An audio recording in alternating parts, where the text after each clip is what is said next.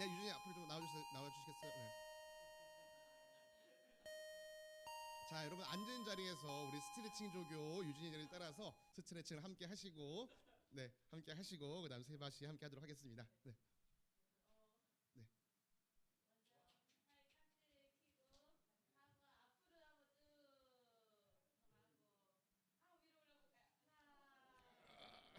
먼저 팔 깍지를 켜고 하고 앞으로 한번 쭉 하고 위로 올려볼까요? 하나. 이번엔 조금 어려운 거. 이거 머리 뚜두두두두두 나는 이거 뒤로 자. 그리고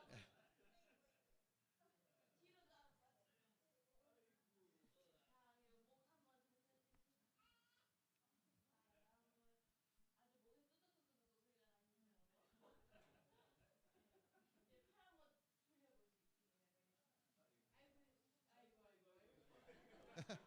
아이고 아이고 소리가 절로 나오네요. 네, 국장님 아주 제가 안마 한번 해드릴게요. 네, 하고 허리 한번 이렇게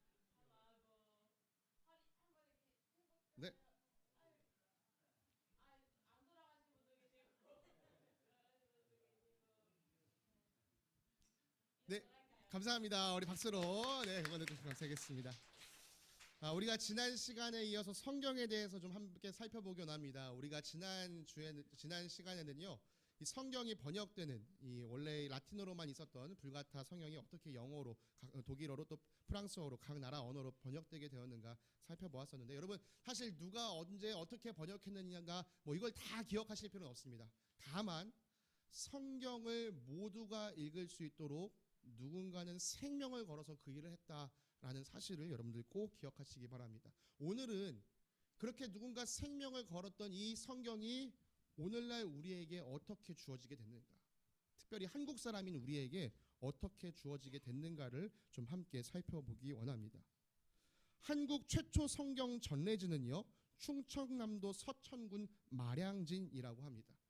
조선왕조실록 48권, 순조실록 19권에 따르면 이 마량진에서 책을 받았다라는 기록이 있는데요. 이 기록을 토대로 검증한 바에 따르면 1816년 9월 4일 날 이 영국 정부의 명령을 받고 서해안 일대를 탐사하던 이 군함 알세스트호와 이 리라호에서 있었던 사람들, 이 함장인 바실홀과 맥스웰이 이 마량진 첨사 조대복과 비인 현감 이승열에게 영어 성경을 처음으로 전해준 것, 이것이 한반도의 성경을 처음 전해준 기록이라고 합니다. 요거는 이 마량진에 가면 이 성경 기록관이 있다고 해요. 그래서 우리가 나중에 한번 이런 데 찾아봐도 좋을 것 같습니다. 그리고 1832년에 독일 출신의 이 칼 귀칠라프라는 사람이 충남 홍성에 한문 성경을 전해주었습니다. 그리고 이 사람은 주기도문을 한글로 번역하기도 했습니다. 또 시간이 흘러 1866년 9월 5일에는요, 영국 출신 로버트 저메인 토마스가 제네럴 셔머노, 여러분 다 그쵸, 들어보셨죠? 역사 속에 있는 얘기들이에요. 제네럴 셔머노를 타고 평양에 들어왔다가 그 배가 이제 불타면서 순교하게 되었는데, 그때 가지고 왔던 이 한문 성경 몇 권, 이것을 전해주었다라고 합니다. 사실 이 토마스는요, 이전에도 한국을 방문했던 적이 있었습니다.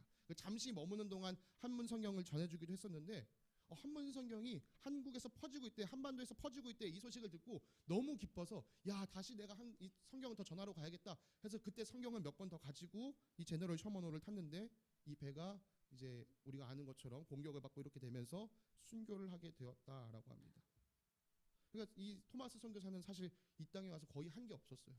정말 죽기 직전에 성경 몇 권 건네준 게 다였습니다. 이제 전해지는 이야기에 따르면 당시 12살이었던 최치량이요, 이 엉겹결에 이 성경책을 받았어요. 근데 이게 그 당시에는 양인의 손에서 받은 거니까 야, 이거 내가 가지고 있어도 되나 두려운 마음이 들어서 이 영문주사였던 박영식에게 이 책을 넘겼다고 합니다. 박영식은요, 그 당시에 종이가 귀하니까 이 책을 찢어다가 집에 벽지로 발랐던 거예요. 근데 그 벽에 적혀있는 글을 읽다가 신앙을 갖게 됐고, 그의 집이 훗날 이 평양 대붕의 중심이 되는 이 장대영 교회의 시초가 되었다라는 이야기가 전해집니다. 또한 이 토마스 선교사를 찔러 죽인 박충권이라는 사람 역시 성경을 받았는데, 처음에는 그 성경을 거부했다가 나중에 이 성경을 읽고 안문교회의 집사가 되었다는 이야기도 전해진다고 합니다. 1882년 3월 24일에 이 스코틀랜드 출신의 존 로스 선교사가요, 이응찬, 백홍준, 서상윤, 이성화 등이 한국 사람들과 더불어서 최초로 이 한글 성경인 예수, 성교, 누가, 복음 전서를 중국에서 출간했습니다. 요 한국 사람들 중에 가운데 계신 분이 서상윤이라는 분이고요. 이 왼쪽에 있는 분이 이 백홍준이라는 분입니다. 한글 성경을 처음으로 중국에서 발행을 한 거예요. 그리고 1885년 초에 이 이수정이라는 분이요. 일본에 계셨는데 일본에 있는 동안 미국 성서 공회의 지원을 받아서 국한문 성서인 신약 마가전 복음서 언해를 출간하셨습니다. 이 성경을 가지고 이 같은 해에 1885년도 이 부활절에 언더우드 선교사님과 아펜젤러 선교사님이 일본을 거쳐 들어올 때 이 한글 성경을 가지고 한국으로 입국하셨어요. 여러분 이게 사실 되게 놀라운 사건입니다. 대부분의 모든 나라에서요. 선교사가 먼저 그 땅에 들어가서 그 다음에 그 나라 말로 성경을 번역하기 시작해요. 근데 유일하게 이 한반도만이 이미 밖에서 한글로 성경이 번역되고 있었고 그 성경을 가지고 선교사들이 이 땅에 들어왔다는 놀라운 역사가 있습니다.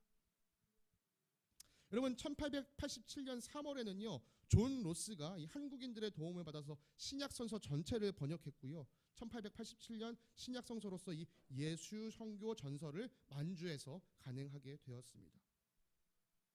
같은 해인 8월에 이 서울 정동에 정착해 있던 이 언더우드와 아펜젤러 선교사가요.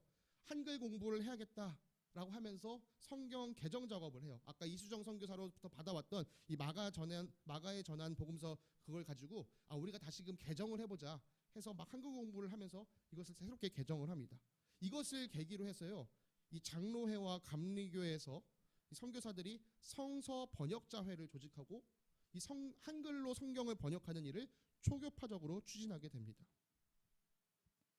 그리고 그 노력의 끝에 1900년 9월에 신약 27권을 담은 신약 전서가 인쇄가 됩니다. 이게 우리 국내에서 처음으로 인쇄된 한글 성경이에요.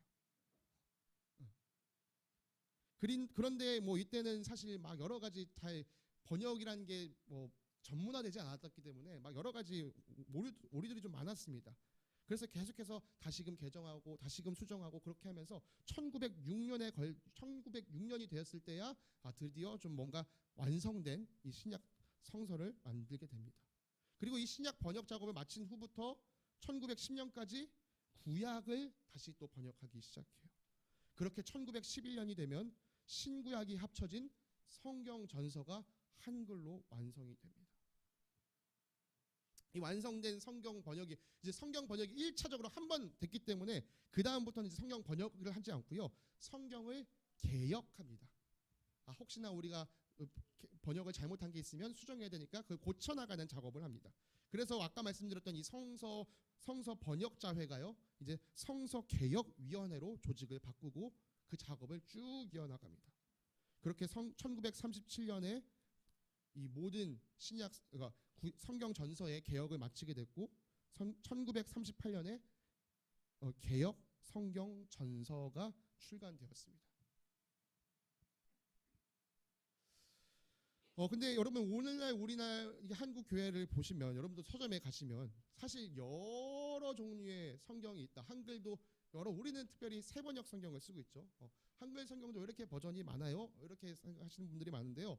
이런 버전들이 어떻게 생겨났는가, 그리고 우리는 또 왜 이 세번역을 쓰고 있는가에 대해서도 잠시 좀 설명을 드리고자 합니다. 가장 먼저 번역된 게 아까 말씀드렸던 우리가 개역 한글, 아마 우리 권사님 쪽 나이대 드신 분들은 예전에 이 성경으로 읽으셨을 거예요. 개역 한글. 아까 말씀드렸던 이 1938년에 출간된 이 개역 성경 전서를요. 이 맞춤법이 바뀌었기 때문에 그 맞춤법에 따라서 다시 고쳤습니다. 그래서 1952년에 첫 출판이 된 개역 한글법이 성경이 있었고 그것을 조금 더 손질해서 1961년에 성경전서 개역 한글판을 출판했습니다. 그게 요즘도 쓰고 있는 성경전서 개역 한글 버전이에요. 이후에는요. 전 세계적으로 카톨릭과 개신교가 함께 성경을 번역하는 작업을 했었는데요. 그래서 우리나라에서도 그런 작업이 이루어지고 공동 번역이라는 버전도 나왔습니다. 그러나 사실 개신교에서는 이 공동 번역을 잘 사용하지는 않습니다. 이후에 여러 버전으로 계속 이제 성경을 개혁해 나갔습니다. 특별히 현대인의 성경이란 것도 들어보신 분들이 계실 거예요. 제목은 현대인의 성경인데요. 1985년도에 출간된 책이었습니다. 이 책은요, 이제 단위 같은 거를 뭐 데나리온 막 이런 것들을요 현대 단위로 바꾸기 시작해서 이 성경을 내기도 했었습니다. 그런데 많이 이것도 활용되진 않았어요. 그리고 이후에 이제 표준세번역이라는 책이 1993년도에 출간이 됩니다. 근데 그 책도 사실은 이 보수적인 교단에서는 환영받지 못했습니다. 왜냐하면 이 구약 성경에 있는 여호와라는 단어를 이 표준세번역은 주님이라는 표현으로 대신 고쳐 썼었는데 이런 것들 때문에 우리는 못 받아들여 그래서 잘 쓰지 않았어요. 근데 그것이 계속해서 개정을 거쳐서 2004년에 이 성경전서 세번역이 나왔고 우리는 지금 이 책을 쓰고 있습니다. 세번역이 나왔지만 사람들 중에 그래도 옛날 맛이 세번역으로 읽으면 옛날 성경 맛이 안 나 이런 사람들이 있었기 때문에 이 개역 한글을 조금 더 다듬어서 만든 것이 개역 개정이라는 성경이에요. 이 성경은 1998년도에 출간이 됐는데요. 사실 한국교회에서 대부분의 교회가 이 개역 개정을 사용하고 있습니다. 또 여러분 들어보신 성경 중에는 아마 쉬운 성경, 우리말 성경 이런 것도 들어보신 적이 있을 텐데요. 이 쉬운 성경은 초등학생들이 읽기 쉽게 만들기 위해서 개역한 성경이고요. 이 우리말 성경은 이 온누리 교회에서 나중에 남북한의 통일을 고려하면서 이 북한에 있는 성경책을 또 함께 고려해서 다시 번역해서 만든 책을 우리말 성경이라고 합니다. 그리고 또 아시는 것처럼 메시지 성경 이렇게 또 보시는 분들이 계시는데 이 메시지 성경은 이 유진 피터슨이라는 목사님께서 의역해서 풀어 쓴 영어 성경을 이제 또 거의 다 번역이 돼서 한국에서 읽을 수 있는 가운데 있습니다. 여러분 이렇게 많은 과정을 거쳐서 오늘날 이 성경이 우리 손에 쥐어져 있습니다. 근데 지난주 시간도 그렇고 이번 시간에도 그렇고 우리가 확인할 수 있는 한 가지 사실은 이 성경을 전해주기 위해서 누군가는 정말 부단히 애를 썼다라는 사실이에요. 누군가는 생명을 걸어가면서 이 일을 했다라는 사실. 여러분 그가 왜 이 책에 생명을 걸었을까? 우리는 한 번쯤은 깊이 묵상해 볼 필요가 있습니다. 그리고요 성경이 이렇게 해서 우리에게 이 성경이 번역된 덕분에 저와 여러분은 오늘 사실 하나님의 말씀을 가까이 할 수 있는 놀라운 은혜를 입고 있습니다. 문제는 뭐죠? 은혜 받은 줄 모르고 은혜를 소홀히 하는 게 문제입니다. 여러분 오늘 칼럼에도 제가 작성해서 드렸지만 이번 주 다가오는 주간부터 성경 통독 이제 두 번째 단계가 시작이 됩니다. 나 1단계를 제대로 못했어. 어차피 난 지금 시작해도 성경 통독 완주 못할 거야. 여러분 이건 마귀가 주는 생각입니다. 내가 앞에 것들을 잘 하지 못했더라도 오늘부터 새롭게 하나님 말씀 앞으로 다가갈 거야. 이게 성령님께서 주시는 마음이죠. 여러분 그래서 이 말씀을 귀히 여기시면서 나아가신 여러분들 되시기 바랍니다. 제가 영상 하나를 좀 보여드리기 원합니다. 성경이 우리 사회에 얼마나 큰 영향을 끼쳤는가. 저도 이 영상을 소개받고 보면서 이 영상을 우리 성도님들과 꼭 나눠야겠다. 성경이 우리에게 미친 큰 은혜를 또 한 가지를 더 함께 나누는 시간 갖기 원합니다. 기도하고 마치도록 하겠습니다. 사랑과 은혜가 풍성하신 하나님 아버지, 오늘 이 성경이 우리 손에 쥐어져 있다는 것이 얼마나 큰 기적이며 축복이며 은혜인지 다시금 생각합니다. 주님의 은혜로 말미암아 이 민족이 서게 되었습니다. 주님, 이 말씀을 붙잡은 우리가 이 말씀 안에 담겨있는 하나님의 뜻을 온전히 실천하며 살아가는 주님의 참된 제자 되게 하여 주시옵소서. 하나님을 사랑하고 이웃을 사랑하고 서로 사랑하는 아름다운 일들을 끊임없이 이뤄내어서 이 성경이 우리에게 가르치는 바 그 삶을 살아내는 저희들 되게 하여 주시옵소서. 함께 하시는 주님께 감사드리며 거룩하신 우리 주 예수 그리스도의 이름으로 기도드립니다. 아멘.